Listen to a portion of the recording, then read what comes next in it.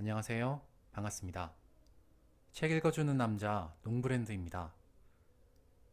오늘은 시사인 722호에 신문은 왜 바로 계란판이 되는가의 일부 내용을 발췌하여 읽어보도록 하겠습니다.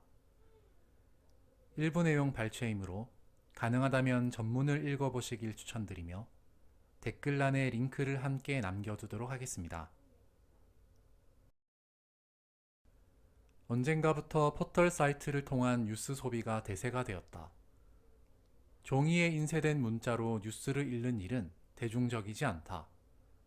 특이한 취미에 가깝다. 이 당연한 관행이 개별 언론사뿐만 아니라 공론장 형성에도 해롭다는 논의가 일고 있다. 불씨를 댕긴 것은 정치권이다. 기존 포털 중심의 뉴스 시스템을 개편하고 완전히 새로운 후원 정책을 접목하자는 주장이 나오고 있다. 신문 구독 방식의 변화는 매체 환경에 영향을 줬다. 매체를 개별적으로 구독할 때에 비해 포털을 통해 본 기사는 매체 및 기자 이름을 잘 확인하지 않는다. 그냥 포털에서 봤다고 기억한다.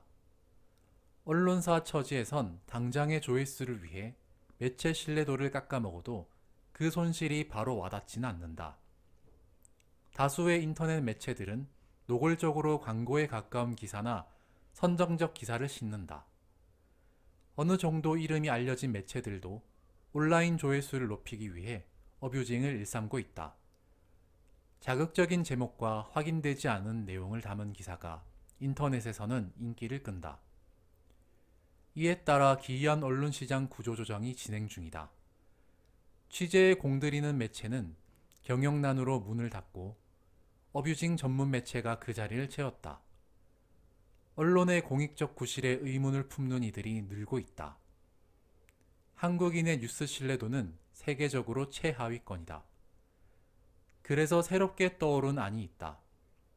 포털의 자의적 배열을 막고 기사의 질만으로 경쟁하도록 하되 대형 매체가 시장을 독식하지 못하게 만들자는 방안이다. 지난 3월 김승원 민주당 의원이 발의한 미디어 바우처법이다.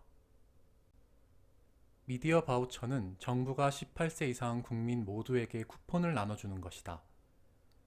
이 쿠폰은 언론을 후원하는 데만 쓸 수 있다. 온라인에서 읽은 기사가 마음에 들면 본문 옆 후원 버튼을 누르는 방식이다. 사용하지 않은 후원금은 정부가 도로 회수한다. 1인당 연간 2에서 3만 원, 총 1조 원을 지급한다. 일견 공상으로 여길 법한 정책이지만 김 의원은 실현 가능하다고 말한다. 김 의원은 민주당 미디어 혁신 특별위원회 부위원장이기도 하다. 정부는 매해 언론의 정책 기관 광고를 집행하는데 이 광고 단가를 매길 때 매체 유료 부수를 참고한다. 유료 부수와 영향력이 비례한다고 보고 부수를 많이 발행하는 매체에 더 높은 광고료를 집행할 수 있다.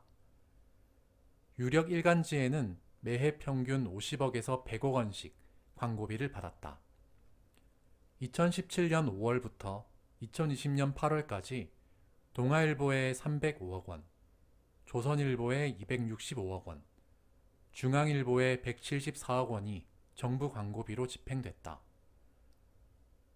국민이 직접 선호하는 매체를 투표하도록 해 합당한 광고 단가에 따라 분배한다는 게 미디어 바우처법의 기본 목적이다.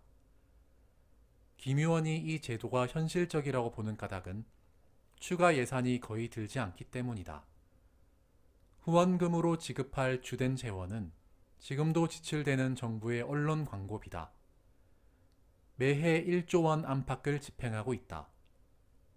김승원 의원이 구상한 미디어 바우처 제도에는 포털 시스템과 연계해 독자들이 어떤 기사를 후원했는지 정확히 체크할 수 있는 블록체인 기술을 구현하는데 20억에서 30억 원 정도 재원이 추가로 필요할 뿐이다.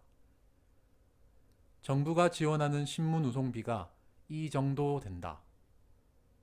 적자는 신문이 나오자마자 곧바로 계란판 만드는 공장으로 가는데 우송비를 여기 쓰자라는 게 그의 주장이다. 가짜뉴스나 낚시성 기사 등을 몰아내기 위한 마이너스 바우처 조항도 있다. 기사에 대한 불호를 표현하는 지표로 지급 총액에서 마이너스 바우처 액수만큼 제외된다.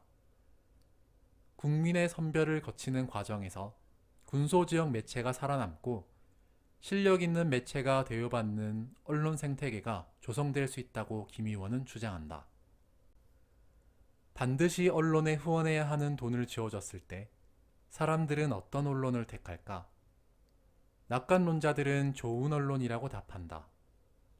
지난 5월 한국언론진흥재단이 발표한 미디어 바우처 제도에 대한 국민의견 조사 결과에 따르면 허위정보 사실 검증, 정치인 및 기업 비리 고발 등이 후원하고 싶은 기사 유형으로 수위권에 꼽혔다. 나의 정치적 입장 대변이라는 답변은 최하위였다. 그러나 비관론자들은 무엇이 허위정보이며 어떤 정치인의 비리 고발인가? 라고 묻는다. 언론 소비자 처지에서는 내가 지지하는 정당의 불리한 정보가 허위정보이며 내가 싫어하는 정치인이나 기업의 비리 뉴스만 선호할 수도 있다는 이야기다.